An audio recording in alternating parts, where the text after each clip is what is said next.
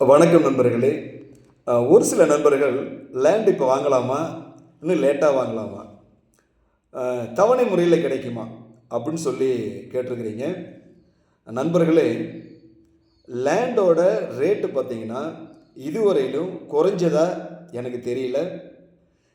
லேண்டோட rate வந்து இருக்க increase ஆகுது ஒழிய டிக்ரீஸ் ஆனதா நான் இன்னும் கேள்விப்படலை. அதாவது இந்த ஸ்டேஜில் ஒரு லேண்டு வந்து ரேட் எப்படி இருக்குன்னா மாட்ரேட்டாக இருக்குது. இன்னும் சொல்லப்போனால் அதாவது ஒன்றும் அதிகம் மூவ் ஆகலை, ரேட்டு வந்து மீடியமாக இருக்குது. இப்படி தான் வந்து ஒவ்வொரு நண்பர்களும் சொல்கிறாங்க. அதிகமான ரேட்டுக்கு போயிட்டுருக்கு அப்படின்னு சொல்லுது. ஆனால் ஒரு சில இடத்துல பார்த்தீங்கன்னா சம்மந்தமே இல்லாத ஒரு ஊர்லாம் பார்த்தீங்கன்னா ரேட் அதிகமாக போகுதுன்னு தான் சொல்கிறாங்க. அது எப்படின்னு நமக்கும் தெரியல.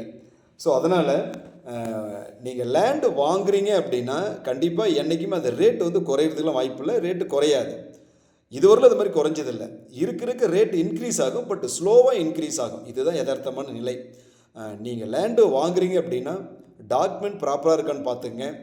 யாருக்கிட்ட இருந்து கரெக்டாக வாங்குறீங்க, லீகலாக எல்லாமே செக் பண்ணிக்கங்க. அதுக்கு உண்டான ஆவணங்கள் எல்லாமே ரெவென்யூ டிபார்ட்மெண்ட்டில் பார்த்து கிளியராக இருக்கான்னு பார்த்து செக் பண்ணிக்கங்க. ஈஸியில் கரெக்டாக செக் பண்ணி பார்த்துங்க. பட்டா இதெல்லாம் பார்த்துங்க. ஏன்னா லேண்டை பொறுத்தளவு அந்த தடப்பாத்தியம் சம்மந்தப்பட்ட இது எல்லாமே கிளியராக இருக்கான்னு பார்த்துங்க. ஏன்னா பல மோசடிகள் இருக்கிறதுக்கான சான்சஸ் ரொம்ப அதிகம். அதனால் நீங்கள் கேர்ஃபுல்லாக பாருங்கள். டாக்குமெண்ட் எல்லாமே பர்ஃபெக்டாக இருந்து இடம் பிடிச்சிருக்கு, லீகலாக எல்லாமே ஓகேன்னா கண்டிப்பாக தாராளமாக இந்த டைமில் நீங்கள் லேண்டு வாங்கலாம்.